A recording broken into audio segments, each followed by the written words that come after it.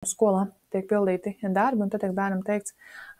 ka drīz būs jāpārtrauc, un, piemēram, tiek aicināts vērsties pie nākamā uzdevuma, bet ir bērni, kuri vēl joprojām pilda veco un nevar tā kā pārslēgties, vai, piemēram, ir grupu nodarbības, un tad ir jāpārslēdz atpakaļ uz individuālo darbu, un atkal tā kā, cik viegli bērns var pārslēgties. Nu, mēs arī grupā ļoti labi to varam redzēt, ka būs bērni, kur uzreiz hops, noliek lapas darbu, viss mierā un dodas tālāk, un tad ir bērni, kuri vēl tā kā kaut ko cenšas izdarīt un pabeigt, un tad var redzēt, ka pamazām paliek pēdējie, un tas nozīmē tie, kas pēdējie paliek pie tās nodarbes, ir tie, kuriem ir grūti pārslēgties īstenībā.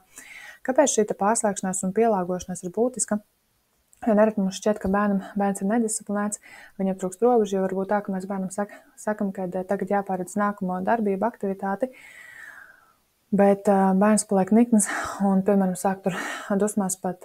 mest lietas pa gaisu, bet neatakā, un tas nav par to, ka tur bērns ir tāds neaudzināts, viņam nav robežu, bet tas, ka mēs bērnu nepabrīdinājām,